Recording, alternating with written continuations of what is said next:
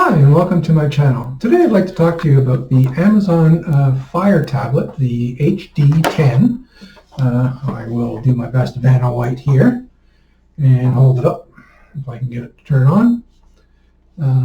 There it is. Do a swipe up, and you can see it doesn't show that great on camera, but you get a little bit of a glare there. But that's basically it.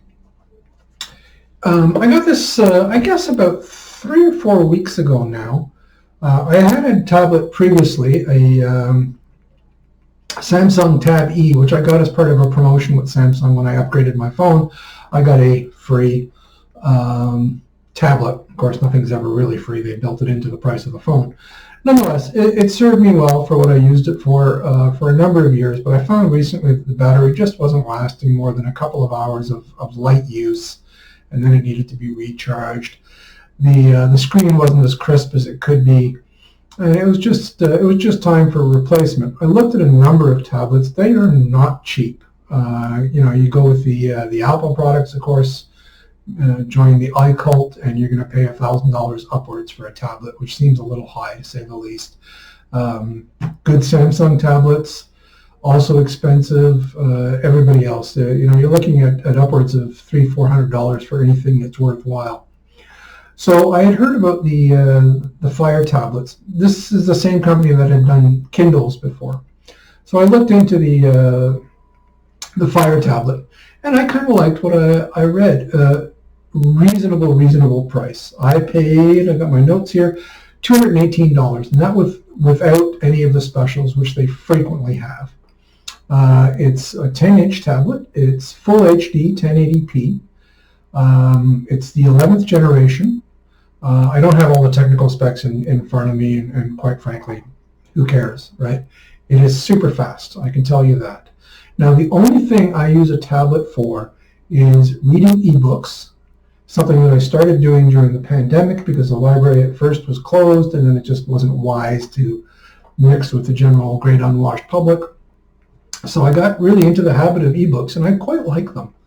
And I watch television shows and movies, which I download onto a small flash drive, and then I run them through the tablet. The sound, I use earbuds, and the sound is great. The speakers aren't bad by themselves, but I almost never use them. And again, the screen is super crisp.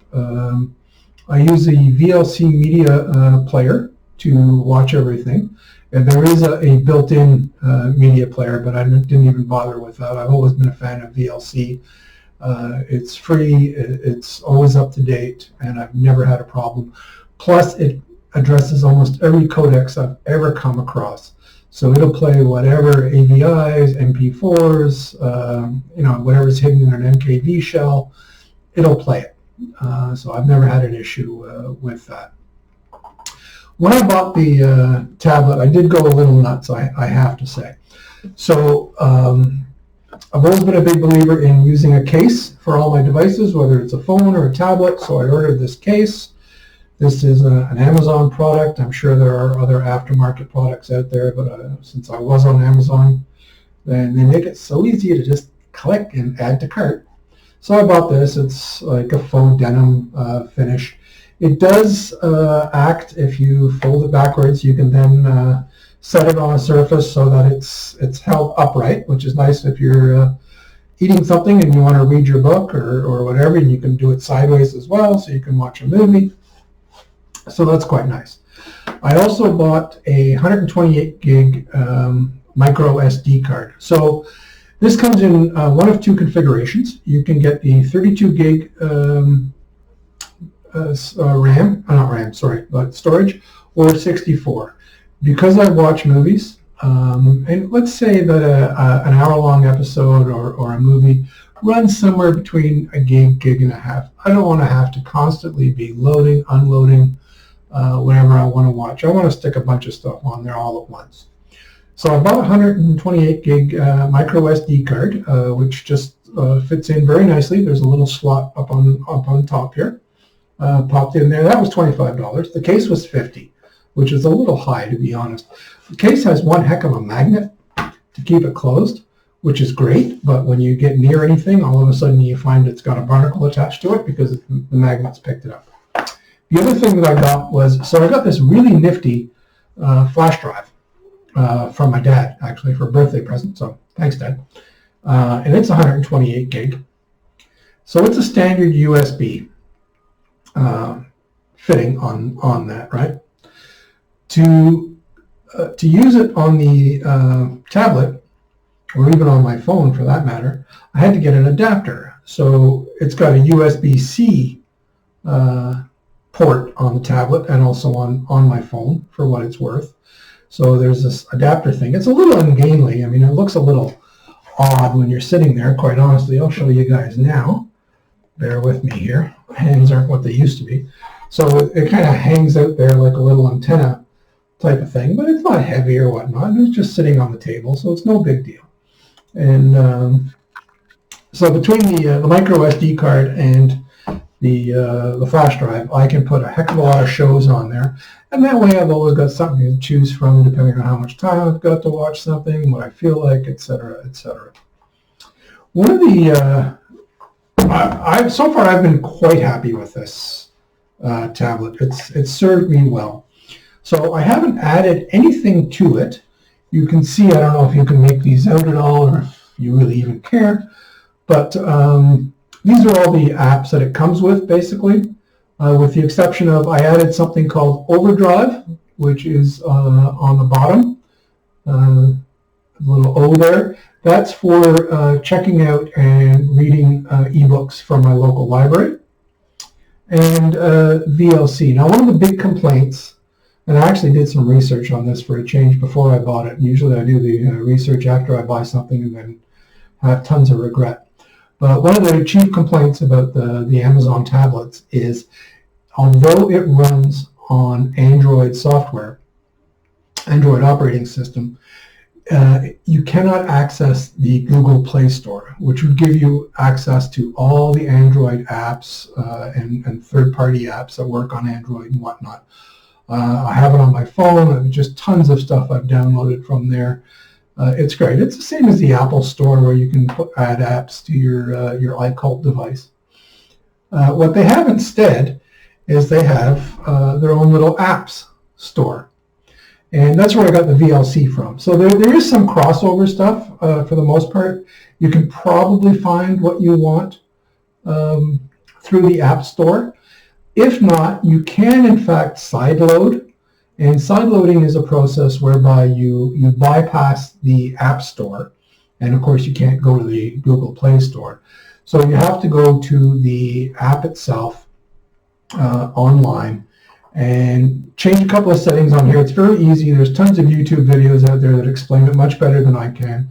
But it's just a couple of quick steps, and you just make adjustments to the settings on the tablet first, allowing downloads from third-party sources, and then you do the download, and it's pretty straightforward. I haven't had much cause to do that. I looked into it just so I knew how to do it. But again, because I only use this for ebooks and watching television and movies, I see no need to dump a bunch of stuff in there. And I'm not a big fan of all the bloatware that comes with a lot of apps. Now you'll note right here where my finger is, Amazon very helpfully gives you immediate access to Amazon Shopping.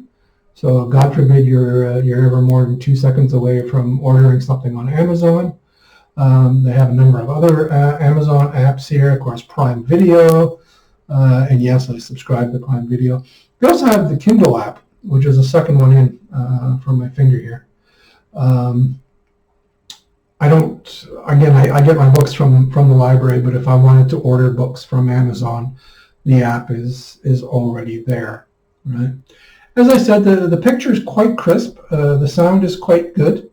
Another complaint that's come up fairly often in my research about this is the camera.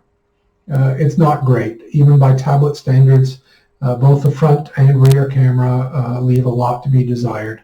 But honestly, who's going to walk around with this taking pictures, that you're worried about the quality. If you're that worried about quality, either your phone, if it's a fairly modern phone, has a heck of a camera on it, or you can use an actual camera, right?